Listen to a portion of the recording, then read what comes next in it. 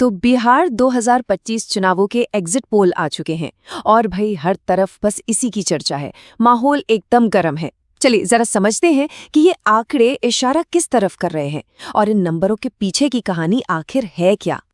और देखिए आज पूरे बिहार में क्या गांव क्या शहर, हर नुक्कड़ हर चाय की दुकान पर बस एक ही सवाल गूंज रहा है, सरकार कौन बनाएगा। ये सबसे बड़ा सवाल है और एग्जिट पोल्स ने कह सकते हैं इसका एक पहला जवाब देने की कोशिश की है। तो आइए अब सीधे नंबरों पर चलते हैं, देखते हैं कि देश के जो बड़े बड़े मीडिया चैनल्स हैं उनके अनुमान क्या कहते हैं। और जब इन सबको एक साथ मिलाकर देखते हैं ना, तो तस्वीर काफी हद तक साफ नजर आती है। दिलचस्प बात यह है कि ज्यादातर एग्जिट पोल्स ना लगभग एक ही कहानी कह रहे हैं। इनके हिसाब से एनडीए को महागठबंधन पर एक कह सकते हैं कि एक जबरदस्त बढ़त मिलती दिख रही है और ये जो फासला है ना, ये काफी बड़ा माना जा रहा है। अगर आंकड़ों में और गहरे उतरें तो एनडीटीवी हो, आज तक हो या जी न्यूज़, ज्यादातर बड़े चैनल्स एनडीए को 130 से 160 सीटों के बीच दिखा रहे हैं। वहीं दूसरी तरफ है महागठबंधन, जिसमें आरजेडी और कांग्रेस जैसी पार्टियां हैं, वो 70 से 90 सीटों के बीच ही सिमटता हुआ दिख रहा है। अच्छा, एक और बड़ी बात, प्रशांत किशोर की जनसुराज पार्टी, इसकी चर्चा तो बहुत थी है ना, लेकिन इन एग्जिट पोल्स के मुताबिक वो कोई खास कमाल नहीं कर पाई है। अनुमान है सिर्फ 0 से 5 सीटों का, जो कि सच कहें तो उम्मीदों से काफी कम है।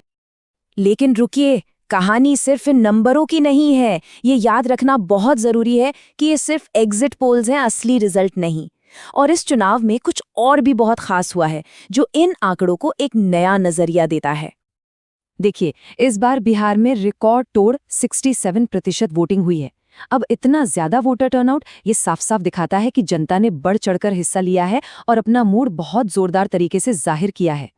और जनता के इस फैसले को यानी ईवीएम्स को सुरक्षित रखने के लिए जो इंतजाम हैं वो भी उतने ही तगड़े हैं। मतलब ईवीएम स्ट्रांग रूम्स पर 3 लेयर्स की सिक्योरिटी है, मैजिस्ट्रेट तैनात हैं और पूरा सिस्टम हाई अलर्ट पर है। जाहिर है मामला बहुत ही सीरियस है। तो अब सारी की सारी नजरें टिकी हैं नतीजों के दिन पर। एग्जिट पोल्स ने एक इशारा तो कर दिया है, हवा का रुख बता दिया है, लेकिन असली फैसला वो तो अभी आना बाकी है। और वो बड़ी तारीख है 13 नवंबर। जी हाँ, 13 नवंबर को ही ईवीएम्स खुलेंगी और दूध का दूध पानी का पानी हो जाएगा कि बिहार की कमान किसके हाथ में जाएगी। लेकिन एक पुरानी कहावत है और बिहार की राजनीति पर वो एकदम फिट बैठती है कि बिहार की हवा कब बदल जाए ये तो सब जानते हैं। इतिहास भी गवाह है कि यहाँ पर ना आखिरी मिनट तक कुछ भी हो सकता है। उलटफेर की संभावना हमेशा बनी रहती है।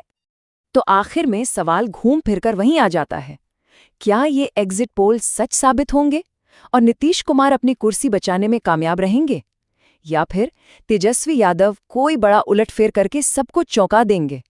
असली जवाब उसके लिए तो 13 नवंबर का इंतजार करना ही होगा।